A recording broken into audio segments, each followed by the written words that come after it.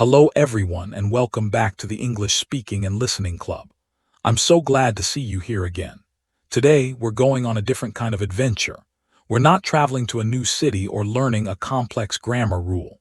Instead, we're traveling back in time over 2,500 years to sit at the feet of some of the wisest teachers in history. We're going to explore three timeless stories from the Buddhist tradition. Now you might be thinking, Buddhist stories. That sounds philosophical or religious, but I want to invite you to see them for what they truly are: incredibly practical, powerful, and user-friendly manuals for your mind. These aren't just old tales, they are masterclasses in mental fitness. Because let's be honest, how many of us feel like our mind is in control of us instead of us being in control of it? It drags us into anxiety about tomorrow, into regret about yesterday, into frustration over things we can't change. Today, we'll learn how to change that dynamic. These three stories will give you three unforgettable, actionable keys to become the master of your own mind. So, get comfortable, open your heart, and let's begin. The first story is about a young farmer. He was impatient, impulsive, and his mind was always racing ahead to the next thing. One day he needed to get to a village on the other side of a wide, powerful river. He approached the riverbank and saw a man with a small rowboat. "Please," the farmer said, "I must get across. Can you take me in your boat?" The man agreed. The journey was rough. The current was strong, the boat rocked violently, and water splashed over the sides. The farmer was terrified. He gripped the sides of the boat with white knuckles, his heart pounding, his mind filled with visions of capsizing and drowning. He spent the entire journey in a state of sheer panic. Finally, after what felt like an eternity, they bumped against the far shore. The farmer stumbled out of the boat, soaked in sweat and trembling with relief. As he turned to thank the boatman, he noticed something astonishing. The boatman, who had been steering the whole time, was completely calm. His clothes were dry. He wore a gentle, peaceful smile. The farmer was amazed. "How were you so calm?" he blurted out. "Weren't you afraid? The boat was rocking so much."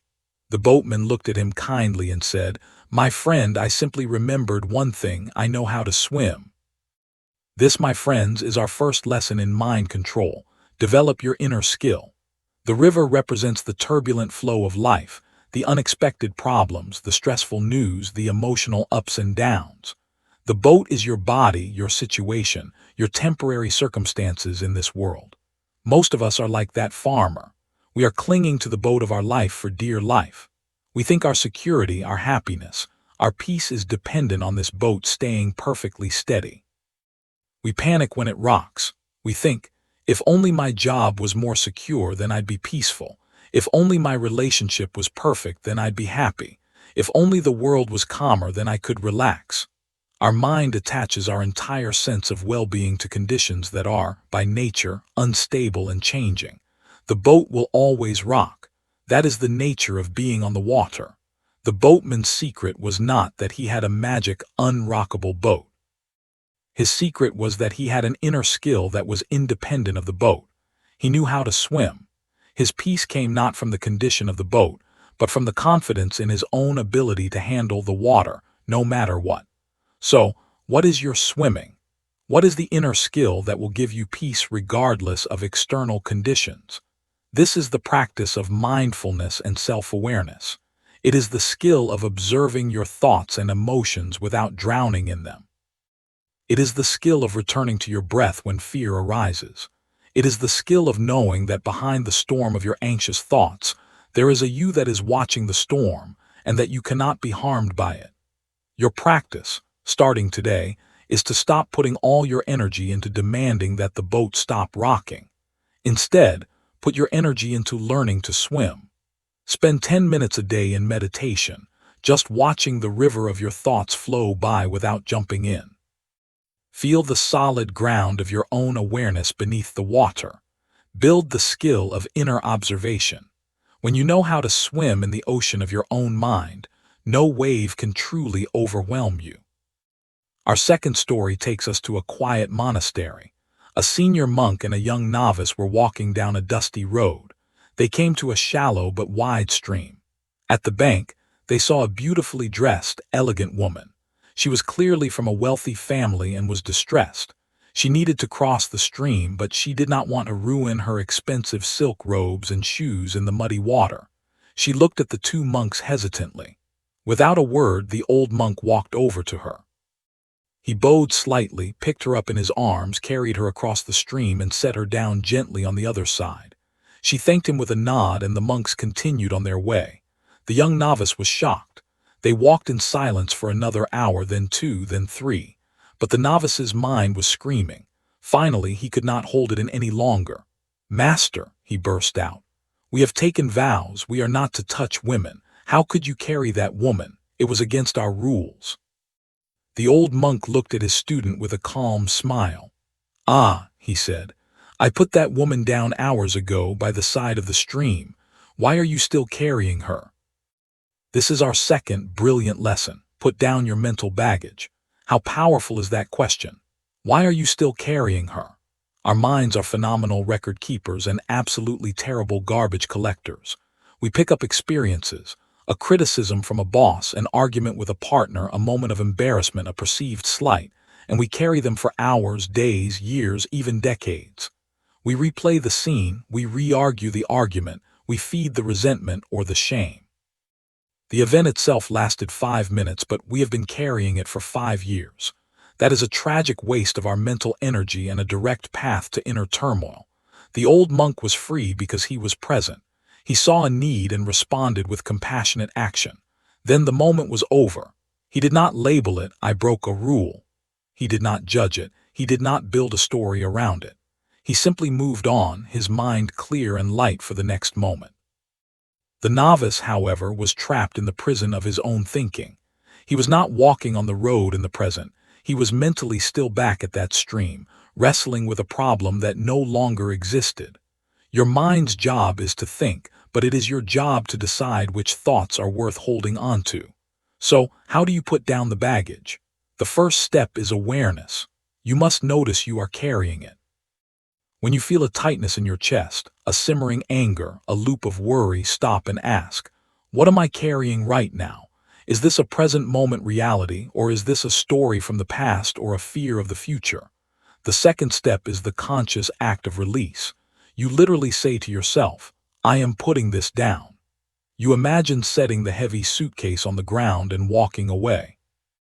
You forgive yourself or the other person, not because what happened was okay, but because you refuse to let it occupy space in your mind and heart any longer.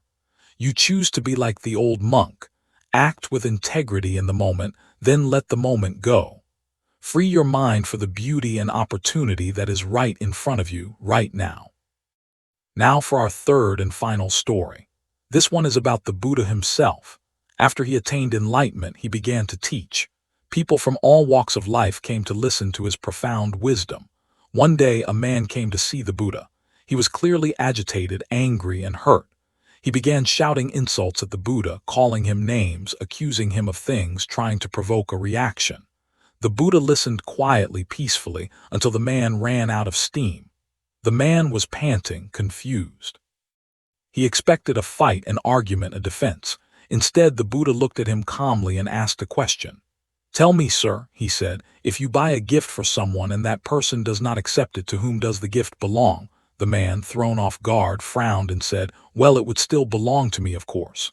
The Buddha smiled gently. Exactly, he said. And so it is with your anger and your insults. You have tried to give them to me. I do not accept them. They remain with you. This story delivers our third and most powerful lesson. Do accept every gift the mind offers. Your mind is constantly offering you gifts. It says, here, have this thought of worry about your presentation tomorrow. Here, take this feeling of jealousy towards your friend's success. Here, accept this story of resentment from 5 years ago. We have been conditioned to accept every single gift without question. We take the worry and we start rehearsing disaster. We take the jealousy and we start feeling inadequate. We take the resentment and we relive the pain. We believe that because a thought appeared, it must be true, important, and worthy of our full attention. This is the greatest trick the mind plays on us. The The Buddha's genius was in demonstrating that we have a choice at the point of reception. We can say, "No, thank you. I do not accept this gift." This is the essence of non-attachment to thought. It doesn't mean the thought won't appear. The angry man will still show up on your mental doorstep, but you do not have to invite him in for tea. You can acknowledge his presence. There is the thought of fear, and then simply let him stand outside. You don't engage, you don't argue, you don't believe his story. You just watch him until he gets bored and leaves. This is a revolutionary practice. The next time a harsh self-critical thought arises, instead of believing it and spiraling into sadness, just notice it. Say, there's the "I'm not good enough" story again. I see you. I do not accept you as truth. Then gently return your attention to your breath or your task. You are not your thoughts. You are the aware space in which thoughts come and go. When you stop accepting every negative gift, you reclaim an incredible amount of mental energy and peace. So let's bring these 3 incredible stories together into a practical roadmap for mastering your mind, starting today. First, be the boatman. Stop demanding that life be perfectly smooth. Accept that the boat will rock. Your mission is to learn to swim. Dedicate time daily to build your inner skill of mindfulness. Sit, breathe, observe. Know that you are more than your changing circumstances. Second, be the old monk. Conduct a daily audit of your mental baggage. What grudges, regrets, or anxieties are you carrying from yesterday, last week, last year? Consciously choose to set them down by the stream. Forgive, release, be present, walk lightly into your today. Third, be the Buddha, become the discerning gatekeeper of your own mind. When a thought arises, especially a painful or fearful one, pause, ask, is this a gift I want to accept? If it is not serving your peace, your growth, or your joy, simply let it go. Say, no, thank you. Your power lies in that space between the thought and your acceptance of it. These stories have survived for millennia for one simple reason: they work. They are not theories, they are tools. The path to controlling your mind is not about suppressing thoughts or forcing positivity. It is about changing your relationship to your thoughts. It is about moving from being a prisoner trapped inside your own skull to being a wise, compassionate observer sitting in the spacious awareness that holds it all. You can start this very second. You don't need special equipment or a perfect environment. You just need the willingness to try. Remember the boatman's calm, the old monk's lightness, and the Buddha's unwavering peace. That same potential lives within you. Your mind is a wonderful servant but a terrible master. These 3 stories give you the keys to reverse that relationship. Take the keys. Unlock your freedom. Thank you so much for joining me for this journey through wisdom. Remember, the most important English you'll ever learn is the language of your own inner world. Speak it with kindness, with awareness, and with peace.